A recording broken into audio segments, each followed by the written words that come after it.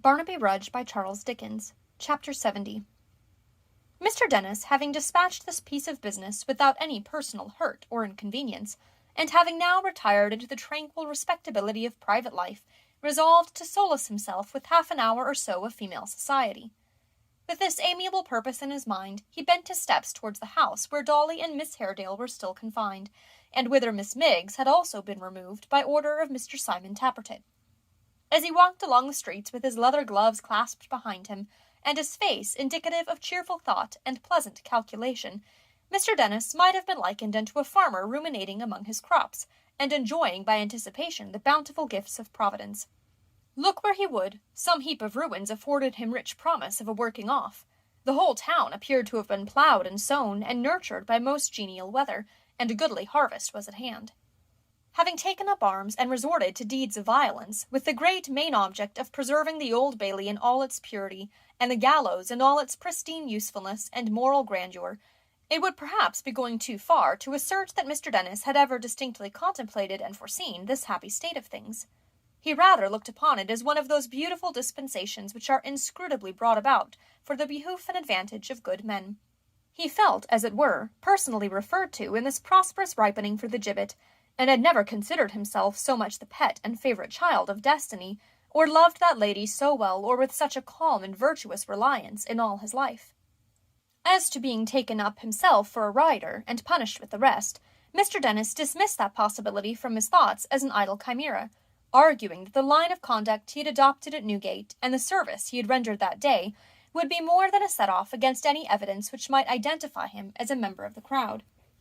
That any change of companionship which might be made against him by those who were themselves in danger would certainly go for naught, and that if any trivial indiscretion on his part should unluckily come out, the uncommon usefulness of his office at present, and the great demand for the exercise of its functions, would certainly cause it to be winked at and passed over.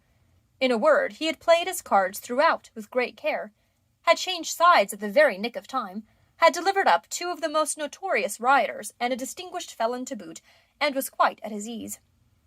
Saving, for there is a reservation, and even Mr. Dennis was not perfectly happy, saving for one circumstance, to wit, the forcible detention of Dolly and Miss Haredale in a house almost adjoining his own.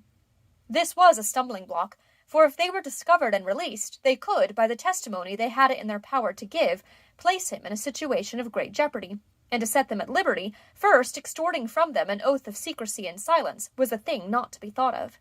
It was more, perhaps, with an eye to the danger which lurked in this quarter, than from his abstract love of conversation with the sex, that the hangman, quickening his steps, now hastened into their society, cursing the amorous natures of Hugh and Mr. Tappertit with great heartiness at every step he took.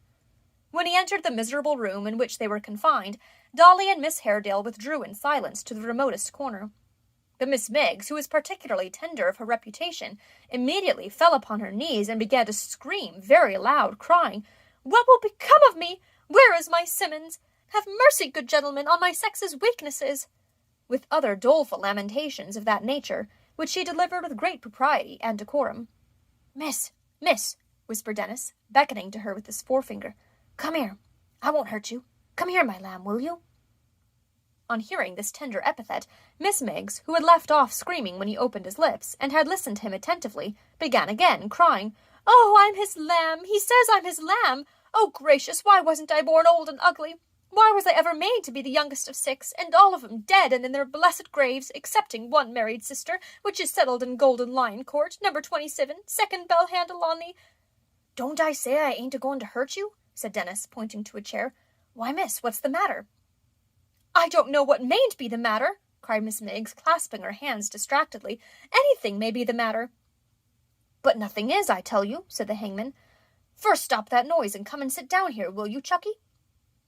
The coaxing tone in which he said these latter words might have failed in its object, if he had not accompanied them with sundry sharp jerks of his thumb over one shoulder, and with divers winks and thrustings of his tongue into his cheek, from which signals the damsel gathered that he sought to speak to her apart, concerning Miss Haredale and Dolly. Her curiosity being very powerful, and her jealousy by no means inactive, she arose, and with a great deal of shivering and starting back, and much muscular action among all the small bones in her throat, gradually approached him. "Sit down," said the hangman. Suiting the action to the word, he thrust her rather suddenly and prematurely into a chair, and designing to reassure her by a little harmless jocularity, such as is adapted to please and fascinate the sex, converted his right forefinger into an ideal brattle or gimlet, and made as though he would screw the same into her side, whereat Miss Miggs shrieked again, and evinced symptoms of faintness. "Lovey, my dear," whispered Dennis, drawing his chair close to hers, "when was your young man here last, eh?" "My young man, good gentleman," answered Miggs, in a tone of exquisite distress. "Ah, Simmons, you know him," said Dennis. "Mine, indeed," cried Miggs, with a burst of bitterness, and as she said it, she glanced towards Dolly. "Mine, good gentleman." This was just what Mr. Dennis wanted, and expected.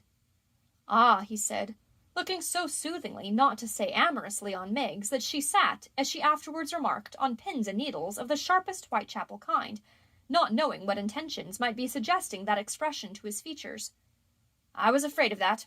I saw as much myself. It's her fault. She will entice him." "I wouldn't," cried Miggs, folding her hands and looking upwards with a kind of devout blankness. "I wouldn't lay myself out as she does. I wouldn't be as bold as her.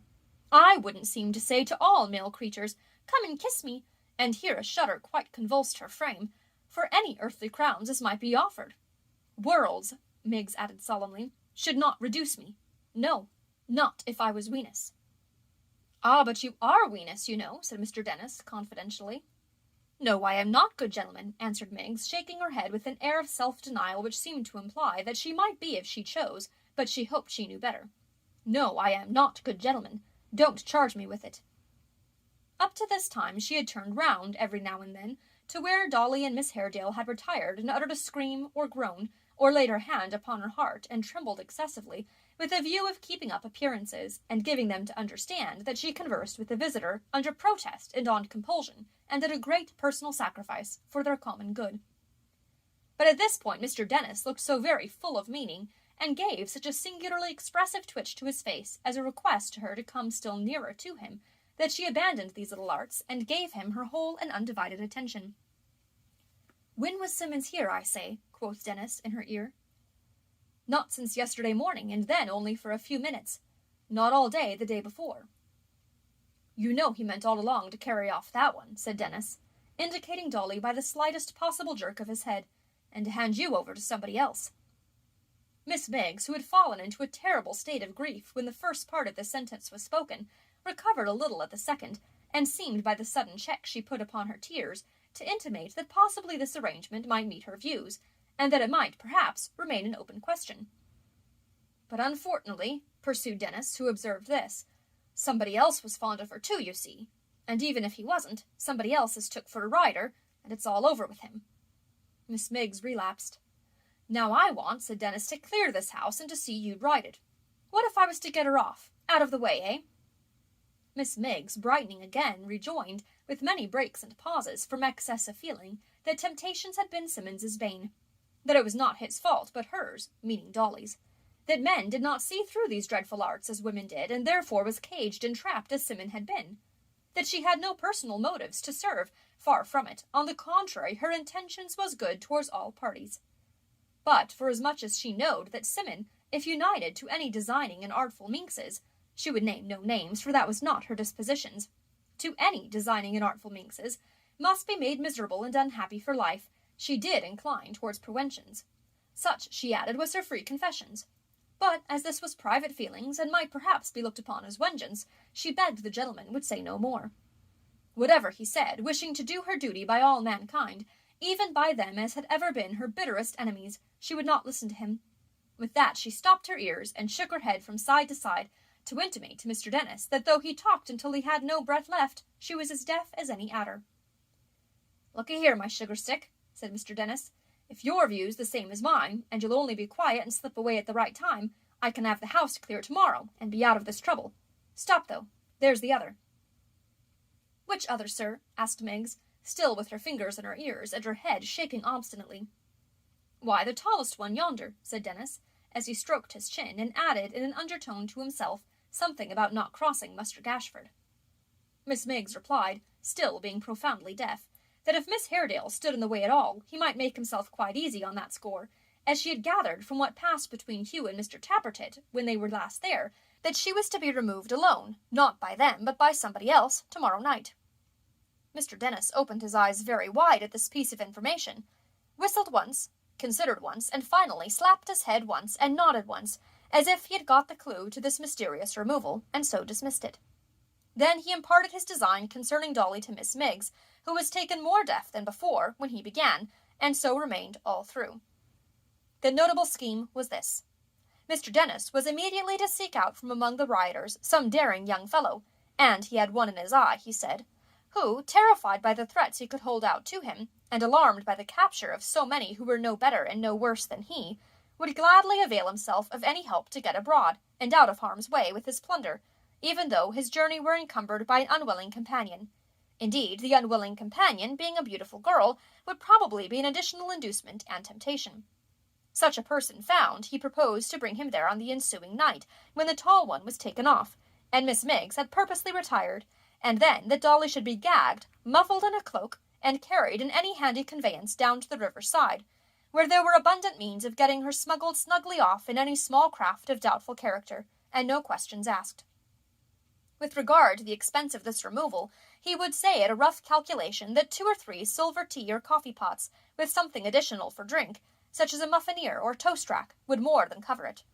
Articles of plate of every kind having been buried by the rioters in several lonely parts of London, and particularly, as he knew, in St. James's Square, which, though easy of access, was little frequented after dark, and had a convenient piece of water in the midst, the needful funds were close at hand, and could be had upon the shortest notice.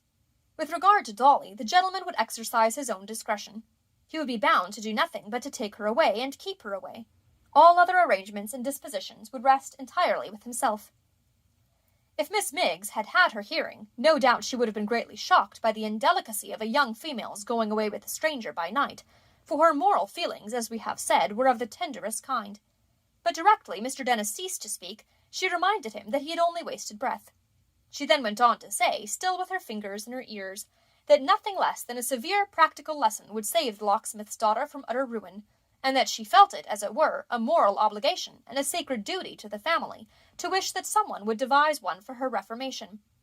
Miss Miggs remarked, and very justly as an abstract sentiment which happened to occur to her at the moment, that she dared to say the locksmith and his wife would murmur and repine if they were ever, by forcible abduction or otherwise, to lose their child, but that we seldom knew, in this world, what was best for us, such being our sinful and imperfect natures, that very few arrived at that clear understanding. Having brought their conversation to this satisfactory end, they parted. Dennis to pursue his design and take another walk about his farm, Miss Miggs to launch, when he left her, into such a burst of mental anguish, which she gave them to understand was occasioned by certain tender things he had had the presumption and audacity to say, that little Dolly's heart was quite melted.